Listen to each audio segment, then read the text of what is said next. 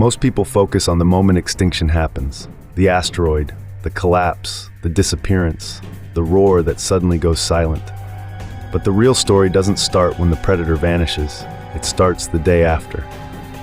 Today, we're looking at what really happens when a top predator disappears. When the skies are quieter, when the hunting stops, and when the ecosystem begins to shift in ways no one notices at first. Because predators don't just hunt, they regulate. They shape landscapes, they control evolution, and when one disappears, nothing stays the same. This is the day after a predator disappeared. Let's start with the moment everyone remembers. Picture the late Cretaceous. Massive carnivores like Tyrannosaurus rex dominate the land, dromaeosaurs patrol in packs. Massive marine predators like Mosasaurus rule the oceans. They are apex, unchallenged, feared. Then, impact. The Chicxulub asteroid strikes 66 million years ago. Firestorms, global winter, food chains collapse, the predators disappear. At the time, it made sense. If the biggest animals require the most food, and food vanishes, they go first. It feels logical, natural selection at work.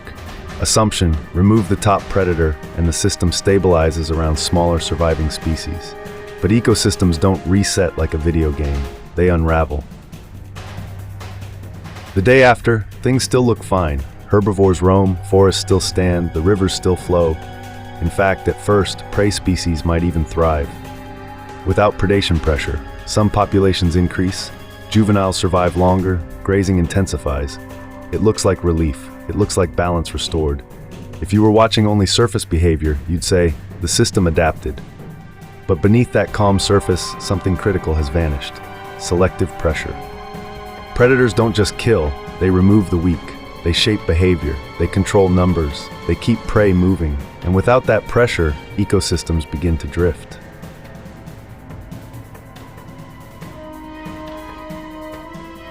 This is where the invisible shifts begin. When apex predators disappear, three major changes start happening. Population explosion. Without predation, herbivore populations often surge. More mouths, more grazing, more competition. Vegetation begins to decline. This happened in modern times too. When wolves were eliminated from Yellowstone in the early 1900s, elk populations exploded. Riverbanks were stripped, young trees vanished, erosion increased. The land itself changed. Now imagine that happening globally after the dinosaurs' apex predators vanished.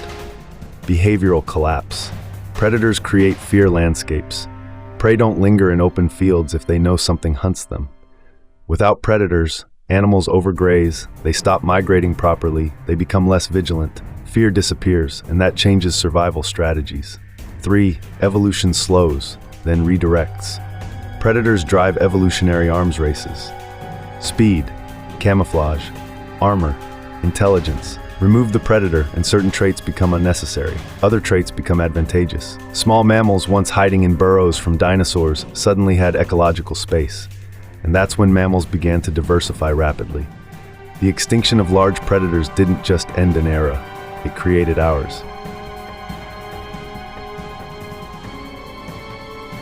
The consequences don't arrive loudly, they arrive slowly. Overgrazing leads to habitat collapse. Habitat collapse reduces biodiversity.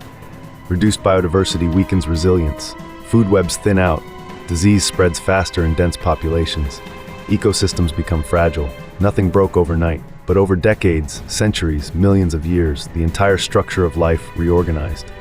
When non-avian dinosaurs disappeared, mammals radiated into niches. Large herbivores, carnivores, arboreal species, eventually primates, and much later, us. The disappearance of predators didn't create stability, it created opportunity and instability.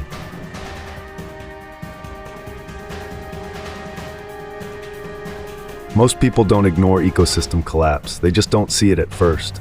Why? Because predator loss doesn't look dramatic, it looks peaceful. No more roaring, no more hunts, no visible chaos. But ecosystems are built on invisible pressure. We tend to assume fewer threats equals better outcome.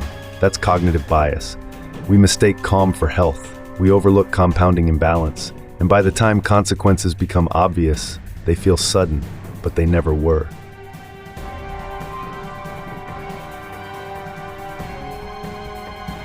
Paleontologists and ecologists don't just ask, what went extinct?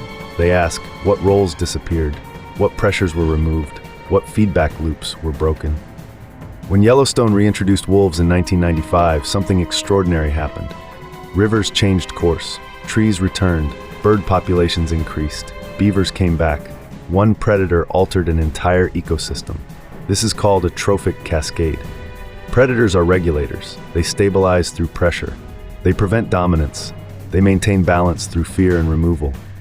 Experienced scientists monitor population ratios, vegetation health, behavioral shifts, biodiversity density. They don't wait for collapse. They look for drift.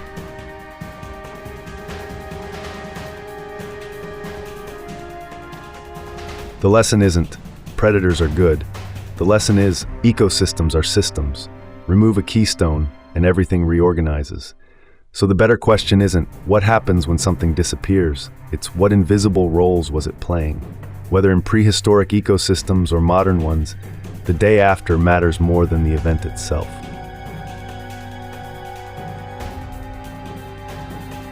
Most extinctions don't reshape the world the moment they happen. They reshape it in the silence that follows. When predators disappeared, the Earth didn't collapse. It transformed. And eventually, that transformation led to mammals rising and humans standing where dinosaurs once ruled. If this changed how you think about extinction, that's the goal. This is the day after. And next week we'll explore the day after the asteroid hit. Like, subscribe, and remember, evolution never stops the day after.